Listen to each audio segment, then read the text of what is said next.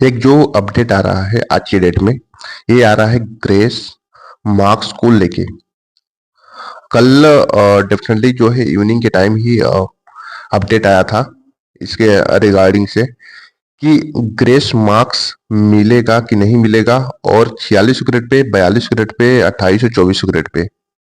ये जो सबसे बड़ा अपडेट यहाँ पे देखने को मिल रहा है। और गाइस इस वीडियो में हम बात करेंगे कल यहाँ पे 90% के प्लस कैंडिडेट लोगों ने चैलेंज किया है अपने अपने क्वेश्चन को लेके। ओके, क्वेश्चन को लेके किसी के कंप्यूटर में 1 नंबर कम है, किसी के कंप्यूटर में 2 नंबर कम है क्वालिफाइड से।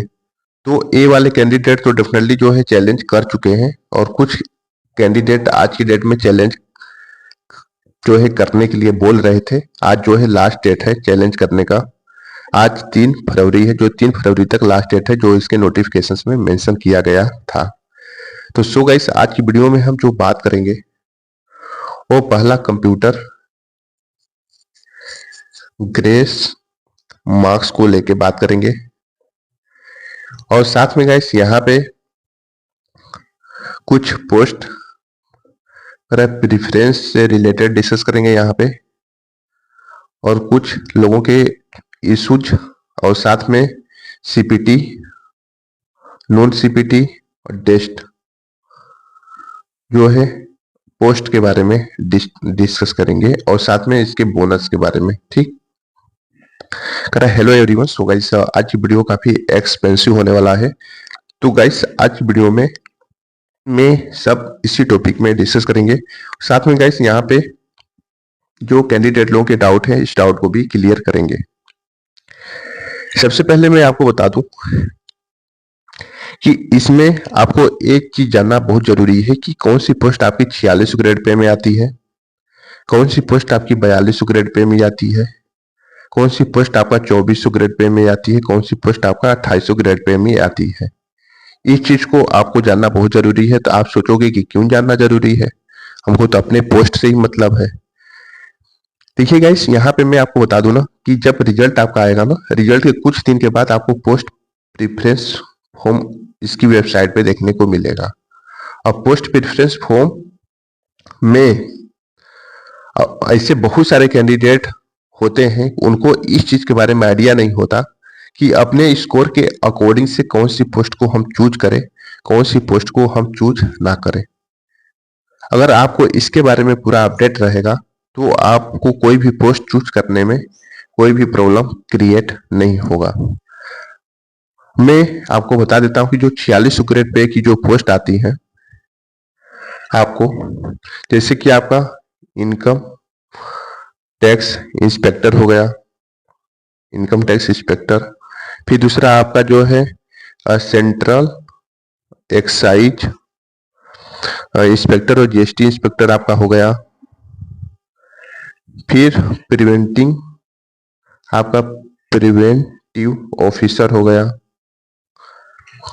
फिर एक जो एग्जामिनर होता है ना, वो आपका इस एग्जामिनर इंस्पेक्टर के पोस्ट पे ये भी आपका 46 ग्रेड पे के में आ गया। एक आपका असिस्टेंट ऑडिट ऑफिसर एएओ, ये वाली जो पोस्ट आती हैं टॉप लेवल की 46 ग्रेड पे की पोस्ट आती हैं। और साथ में गाइस यहाँ पे आपका एक एएसओ में 3 पोस्ट आती हैं, एक आपका CSS MEA, एक आपका रेलवे बोर्ड का। ये वाली जो पोस्ट है 46 ग्रेड पे की पोस्ट है। अब 46 ग्रेड पोस्ट में जितनी भी सारी पोस्ट है, इस पोस्ट के लिए जो मार्क्स के लिए नीड है, मार्क्स के लिए नीड है, वो नीड है आपका यूआर कैटेगरी के लिए 320 से आपका 338 के बीच में। अगर आप लोगों के स्कोर अगर इसके बीच में अगर बन रहे हैं तब आपको ये पोस्ट 46 ग्रेड पे वाली पोस्ट आसानी से आप एलिजिबल हैं, और साथ में गाइस आपको आसानी से मिल भी जाएगी। और साथ में गाइस और मैं बात करूं 42 ग्रेड पे के लिए, 42 ग्रेड पे में सबसे जो अच्छी पोस्ट मानी जाती है, ये मानी जाती है आपकी OS। ठीक। ऑफिस सुप्रिटेंडेंट, इस पोस्ट के लिए जो मार्क्स की क्राइटेरिया रखी गई है यहाँ पे 300 से लेके 330 तक, ठीक। अगर इसके बीच में अगर आपके स्कोर बनते हैं तब इस पोस्ट के लिए आप एलिजिबल हैं, लेकिन कंप्यूटर में सब क्वालिफाइड होना जरूरी है। अब 4600 ग्रेड पे 4200 ग्रेड पे में ये पोस्ट जो है ये आप में जानते हैं कि होम टाउन इसमें मिलने का पूरा चांस होता है। इसमें जैसे सेंट्रल ब्यूरो नारकोटिक्स, ऑडिट और type in department, divisional accountant, ये सारी पोस्ट इसमें देखने को मिलेगा। अब इसमें गाइस अगर बात करें आपका 2800 ग्रेड पे के लिए, 2800 ग्रेड पे के लिए 2800 ग्रेड पे के लिए जो कट ऑफ है वो 280 से 310 के बीच में है। अगर आप लोगों के इतने अगर हैं तो इस पोस्ट के लिए आप चूज कर सकते हैं। इस पोस्ट में ऑडिटर, अकाउंटेंट, एएसओ, सब ऑर्डिनेट ऑफिसर, टैक्स असिस्टेंट वगैरह पोस्ट आती हैं। अब गाइस यहाँ पे आपको मैं कुछ सीपीटी पोस्ट दिखा देता हूँ।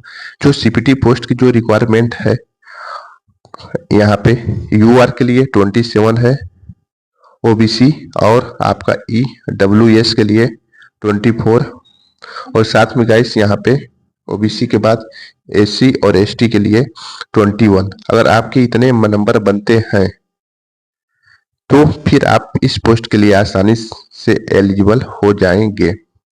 अब यहाँ पे जो कैंडिडेट लोगों का डाउट है वो डाउट है कि मैं कंप्यूटर में फेल हूँ, किसी के रो मार्क्स 309 बन रहे हैं, कंप्यूटर में आपका 20 बन रहे हैं यूआर कैटेगरी से, तो उनको इस लेवल पे जो पोस्ट मिलेगी वो मिलेगी उनको 2800 ग्रेड पे की लेवल की पोस्ट मिलेगी, ठीक।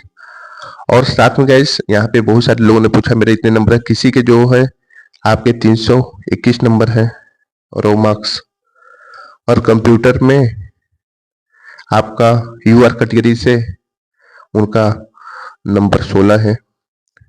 अब देखिए गाइस अब ये वाले प्रोसेस में अब क्या है, अगर देखा जाए तो वो कोई भी क्राइटेरिया कंप्लीट नहीं कर पा रहे हैं, चाहे सीपीटी की क्राइटेरिया हो चाहे आपका नॉन सीपीटी की क्राइटेरिया हो, ये क्राइटेरिया फाइनली जो है कंप्लीट नहीं कर पा रहे हैं। जब ये क्राइटेरिया कंप्लीट नहीं कर पा रहे हैं तो इस बेसिस पे उनको क्या है कि उनके सब्जेक्ट वाइज जो उन्होंने एग्जाम दिया है, उनके जो उन्होंने एग्जाम दिया है इस एक्यूरेसी के बेसिस पे जो सब्जेक्ट की एक्यूरेसी है, अब यहाँ पे जो अलाउड है 90% के अगर एबव है आपकी एक्यूरेसी तो ठीक है, अगर उससे डाउन होगा, ठीक, अगर एक्यूरेसी 90% का डाउन होगा तो आपको चांस नहीं है कि आपके नंबर जो है ग्रेस में मिलेंगे नहीं मिलेंगे, ठीक। अगर यही 90% प्लस अगर आपकी एक्यूरेसी रहेगा तो आपको नंबर इसमें आपका 2 से 5 नंबर तक आसानी से ग्रेस के रूप में क्वालिफाइड करके आपको 46 ग्रेड पे की पोस्ट दे दी जाएगी, ठीक। तो एक्यूरेसी पे सबसे जो डिपेंड करता है आपकी एक्यूरेसी, सब्जेक्ट वाइज एक्यूरेसी पे डिपेंड करता है। अब यहाँ पे गाइस एक इशू और है